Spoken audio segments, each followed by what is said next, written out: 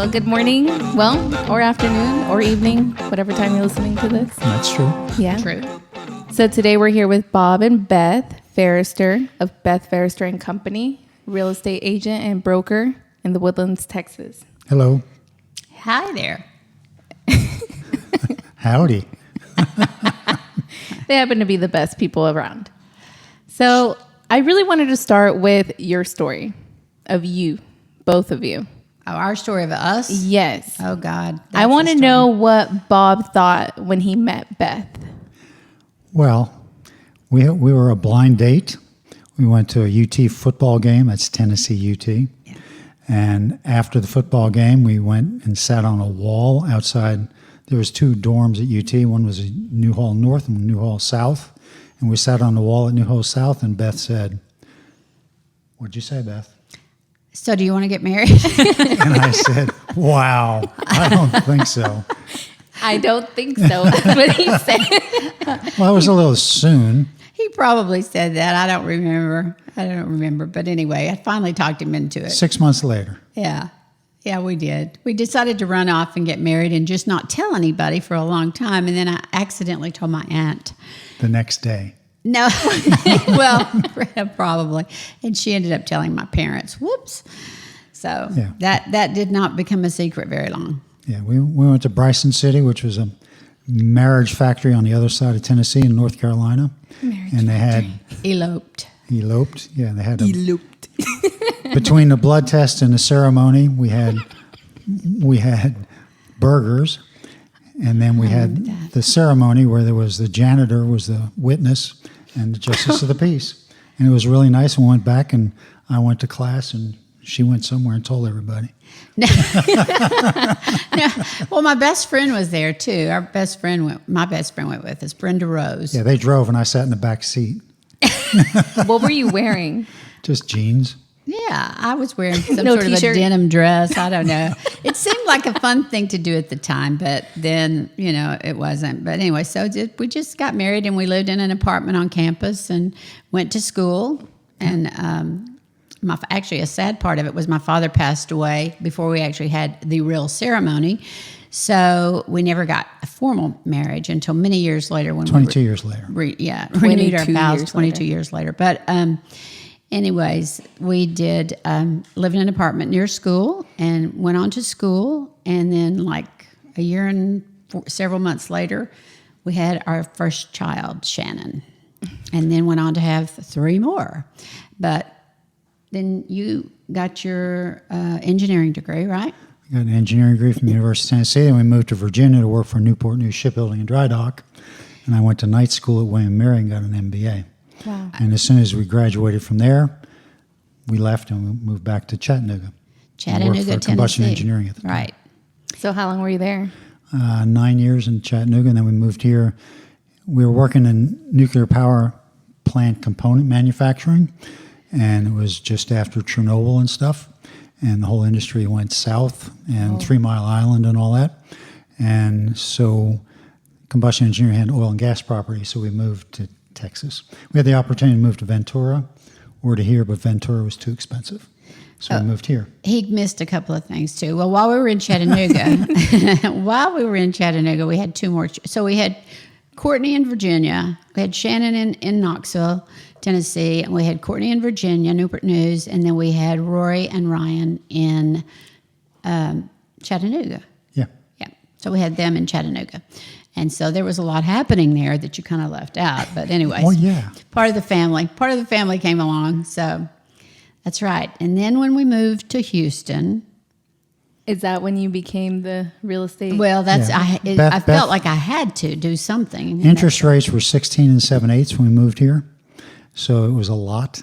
So Beth was always what I called Valerie volunteer, and I said, well, maybe it'd be nice if you made some money doing stuff. Oh. So she thought she'd go into realty. Well, I admired my real estate agent that sold us the house, and so I thought, well, that would be something I could sell is real estate. I didn't think I could sell anything that people didn't need, and everybody needs a home. So I started out very cocky and very full of confidence, and started out with a little company called McGirt & Company. They were small, but they'd been around for since 1948 or something like that. They were really cool little company, and a lot of older agents there. And I was pretty young at the time, and so they were like, well, what are you going to do? And I said, well, I'm going to be number one in a year. And so they laughed, and then I was. And they say, you'll burn out. And she's yet to burn out. Yeah, I'm never going to burn out. I'm going to try to last till I'm 90 working like Abby Halliday in Dallas did. And then I'm going to retire at 90 and turn it over to my grandchildren and then kind of oversee it until I'm like 100. And then, so you're not going to retire? No, I'm never going to retire, actually. That's true. That's true. Never going to retire. But anyways, we've enjoyed the business. We've certainly enjoyed our family. We have a great family and very talented. At one point, when McGirt ended and a couple other things happened. Yeah, well then, when McGirt was sold to Merrill Lynch, which was a brokerage actually, but they felt like the real estate could feed the brokerage with high-end clients.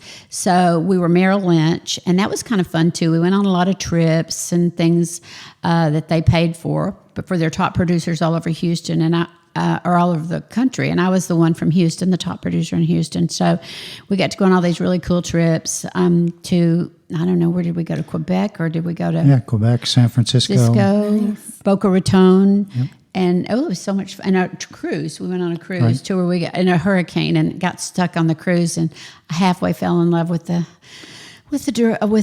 entertainment director. What's he called? The cruise dude. Anyway, he kind of liked me a lot too. Wait, with all the children, all 4 children? No. No, I don't flirt with people with the children. So no, but it was fun. No, he was a young guy, and we did have a lot of fun. But anyway, it was fun. That was fun. We had a lot of fun times. And then Merrill Lynch sold to Prudential, and I said, while I enjoy being a bull, I didn't want to be a rock. So that's when I left Prudential and went to a small company and took a lot of agents with me. And it was called Forrest Associates, which was very close to my name, and bothered the ladies a lot, actually, that it was very close to my name. And so that relationship didn't go real well.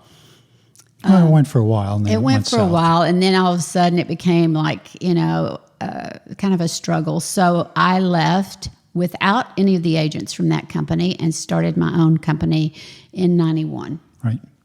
And I had the first week I had like 40 listings at the time, and all of them decided to go with me. The company that I left thought they would stay with them, but they didn't. They decided to go with me, which was really cool. And so then, but all of the clients would say, well, how many agents do you have? And I was like one, but my daughter was with me, and my assistant. Yeah, Shannon was with me at the time. So I said, I have like hundreds of agents. And they're like, really? And I said, yeah, every agent on the block here, every agent in this area will support me. And they did. And then most of the top producers came with me. And that became a fun thing. And then it got too big. It got to be like 50 agents. We opened a Woodlands office, and then I'll let Bob tell you. So during that time, Bob had started in the shipyard business, which went downhill. Then he came down here to Chattanooga, went to the nuclear business, which went downhill. Then he came to Houston in the oil business, which went downhill. And then the asbestos abatement business, which went downhill. So we finally decided that since real estate was doing so well, maybe he should run the company and start real estate. And I prayed to God that it didn't go downhill. So that's what you did, right? That's what I did. He came in and brought it up. No, I just came in and maintained, but we ran it, and we ran it as Ferester and Company for about 6 or 7 years. Right. And then we sold to Coldwell Banker. Right. We had a choice. We had some people that wanted to purchase it, and at the time, it had gotten too big, and I was trying to still be a top realtor, and it was becoming too hard. It was just too hard to manage and keep them happy and me happy. And we were the ones that took care of the compact computers at the time. They were coming on board, and we would have literally hundreds of transferees coming in, and I had plenty to give the agents. And then that dried up a little bit, and then we just decided there was a lot of companies that wanted to purchase us, so we just decided to sell, and Coldwell Banker was the obvious choice because they were really the luxury market, and they just had quality service, which is what we've always promoted in our business as quality service. So we sold a Coldwell Banker. Yeah. And then 18 years later, We stayed with them 18 years. Yeah, and I loved it. I mean, I loved everybody there. They were so good to me. And but I got this bug about 4 years ago that I wanted to finish my career till I'm 100 with my own company. So that's when I started Beth Ferester and Company, a little different from Ferester and Company. So I started Beth Ferester and Company, and then slowly added. I had a team at the time of 5 agents, so I took the team with me and started Beth Ferester and Company. And we were no longer really a team; we were more individual agents working under one umbrella to help each other. And that's what we did, and created this unbelievable company that we have now, which is so full of synergy and partnership with all the agents. And it's just the most wonderful time I've really had. I'm just so proud of everybody. They do such a great job. They're all top producers. And I've been able to maintain my position with the Houston Business Journal every year for the past 18 years as one of the top 10 realtors in all of Houston. Awesome. So I'm real proud of that. That's my goal every year. So. Yeah. So I want to hear more about when she came home and decided that she wanted to become a real estate agent. Like, what was your reaction? What did you think? It was good. We said, you're not going to make any money at first, which they don't. We had allocated, I think her first 7 months, she made $7,000.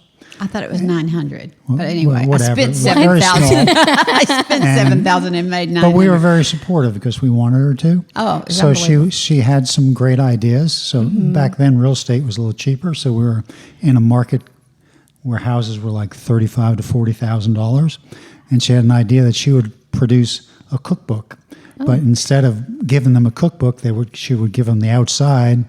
And every month we'd walk around the neighborhood and give them 2 recipes to put in their cookbook. Now I did all that walking at first because you're going to put the rest of it off on me in a minute. So I want to preface this by saying that I walked in a silk dress from house to house in Bridgestone. That's right, and we folded the things for You That's right. folded You it. did all. I did all that. When you say we, you're saying your children. Right, the children. The children. We'll get into the But children. it grew from there as that was a successful thing. Yeah. She did full cookbooks. So then she made a full cookbook. I think the first one was called Beth Ferester with Interest and Appreciation. No, cooking with interest and appreciation. Well, in any case, it was still. You forgot the part where at Christmas through Bridgestone we put all 4 kids in the back of a truck, and my poor mother, God rest her soul, knitted 200 little teeny tiny stockings. To put candy canes in. Put candy canes in, and we went through the Bridgestone neighborhood singing carols and hoping that somebody would come out. Beth had this great idea that everybody was going to pour out of their houses and get these things that said Beth Ferester, Realtor. So we drove around, and it was pitiful. Nobody came out. We had like 180 stockings we left. had them for years. Oh yeah, we still have one Where in are memory they? of my mother. I have one. I don't know where they went to, but we gave them away at some point in time. But that was kind of pitiful. But that led into the family did participate in everything I did, and so the cookbooks became an annual event.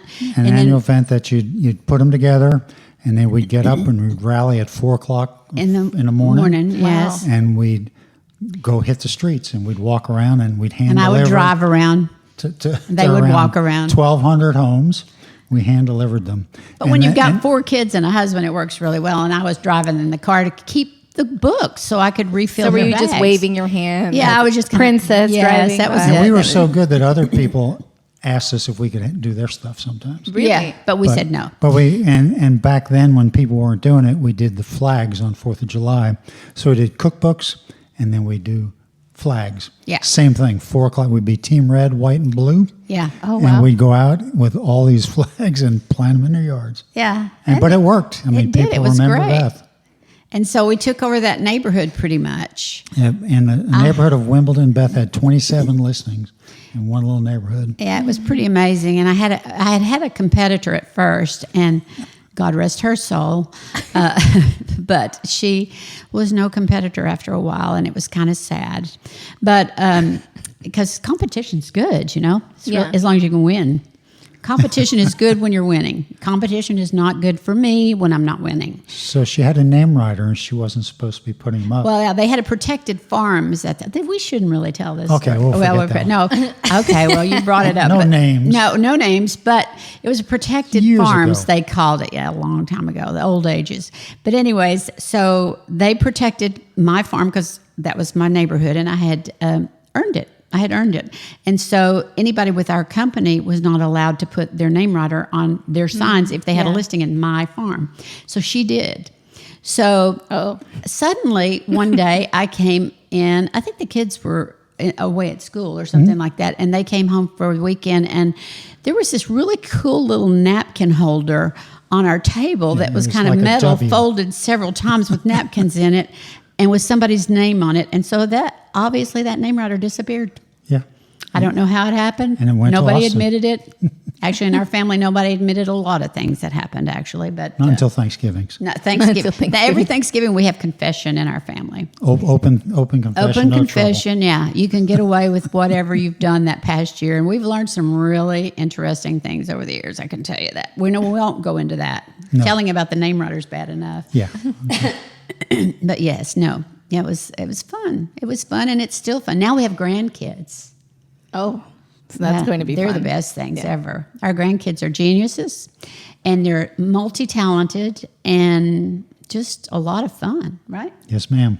So we don't see them often enough because they're spread out from Scotland to Austin and Nashville now. Used to be San Antonio, but now Nashville. But we enjoy that. Now we've got this wonderful company.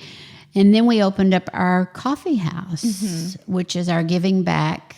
We didn't realize how much giving back we were going to do with it. But as the market, as the coronavirus has come on and, caused a real slack in the business that was already struggling to make it through its first year. So, but we're still giving back. Yeah. Because we're very, very grateful for all we've had. And we've been blessed with great family, great friends, great agents, and fellow agents out there too, and just lots of friends and family that we have. So we feel very blessed, and so we want to give back, and that's our way of giving back is through raising money for charities through Love Beans. Yeah. And we have friends who love coffee, like these two friends that are sitting here with us. We love coffee. You do. Love Beans is the best coffee in the Woodlands. They even had a baby for us that is our Love Beans baby. Yeah, we did that just for the coffee house. Just for the coffee giving house. back. We needed a mascot, and they were giving back. And so they brought this Called him a wonderful mascot. baby into the world, who is my comfort baby. I love it when he comes over because it's so much fun. What brought you to the Woodlands? What brought us to the Woodlands? Well, Because you saw the Woodlands come about, right? So you were much, here when there was nothing here. We came here in 81, and it was kind of scary. We came from Chattanooga that had 200,000 people. total. And they said, welcome to the Woodlands. We're going to be 200,000 plus. And we said, that's a little bit big. At the time, 1960 was as far north as most people went. Right. And so that's where we went. We looked, though, I was a typical husband alone by myself in the beginning. So I went to Kingwood, I went to Sugar Land, I went everywhere with my realtor, drove her crazy, and then we ended up in Wimbledon. But it was just the right place for us at the time. was. Klein schools were the excellent schools at the time. Schools, yeah. And that's what's kind of important to us with the four So kids. thank you, Realtor, for bringing you guys to Wimbledon. Oh, she was absolutely. great, and she, God rest her soul too. We at our outlived age, a we have bunch a of lot of people. people we've lost. Okay, that's just part of it. But no, she was great. She was really, really great, and she even took us to Kingwood, which at the time they weren't paying realtor fees. Wow. But she took us out there and said, "Look, I want you to see this, even though they won't cooperate with realtors." And so she was really a great, great person. And our children. 3 of them graduated. We have 3 girls, and then we had our son. And he's just the most charming, wonderful individual in the world. But he went to several schools. The girls all graduated from Klein and then went to UT. We had a marketing major, an accountant, and an attorney graduate with the 3 girls from UT. And Ryan went to Klein, and then he went to St. Stephen's in Austin, and then he came back and went to Klein, and then he graduated from John Cooper. So That's a step up. Yeah, he liked to transfer schools, or we like to transfer him from school to school. But anyway, he ended up at UT with actually a degree, and what was it? Liberal arts. Liberal arts, which means something. But. And we can't figure out still today what exactly he does, but he's happy, and he's our free spirit, and he keeps us all on the positivity train when we fall off. We have a Ferester family text that goes on forever. Especially recently. Recently, oh my gosh. With the crisis. 100 posts a day. Yeah, at least 100 times a day. They're bringing the news to you. Yes. They're just worried about you. They want to make sure you're up to date. Yeah, they think we old people need to be sheltered in place. That's right. Shelter in place. You are sheltered in place. We're sheltered right here in your this office. conference It's your room. home. This is my home. That's right. Go. We're sheltered right here in the conference room today. But no, we are concerned about the coronavirus and the spread of it. But we also have businesses to carry on. And we're also more concerned in many ways on the business world. And one of my clients just reminded me of oil, $11 a barrel this morning. So that's not good either. But we have all positive feelings. We're listing houses, selling houses, and wearing our masks when we need to. And then we're wearing rubber gloves or vinyl gloves. And at the coffee house, we're doing takeout. So we're trying to survive in a world full of quarantine, really. So, but we keep going because that's what we do. Yeah. And my favorite book I ever read the children was The Little Engine That Could. I think that was the only book I ever read the children. I wasn't big into reading, but actually, but it was my favorite book because it said everything I wanted it to. If you think you can, you can. And I think that all this is going to pass and that the world is going to be a better place and people are going to love each other more and they're going to love their families more if they don't get divorced or separated during the quarantine. But no, seriously, I think it's really a recheck that we all kind of needed to understand, what really is important in our lives. And I think that's first family. And we have a lot of families. We have our family, then we have our friends, which were our family, and then we have our agents, which are our family. And we just love it all. Love it all. And we've been married, I'm not going to say the exact years, but I'll say over 50 years. And she's not saying exact years because she doesn't remember. I do remember. I remember, but I don't want to say it. Okay. Anyway, because I was married when I was 10. We forgot that part when we were going through the whole thing. But yeah, no, not really. But anyways, but we've tried to stay young as we can, haven't we? Best we can. Yeah, we do. We try to keep up with the grandchildren. One of my grandchildren is coming this summer to intern again, like she did last summer. So we hope that there will be a Ferester down the line that takes over all the companies when I'm 100. 101. Maybe 101. That's right. So I may stop at 90. No, you're not going to stop at 90. No, I don't see you stopping. No. Do you see her stopping at 90? I don't see her ever stopping. No, not until it stops.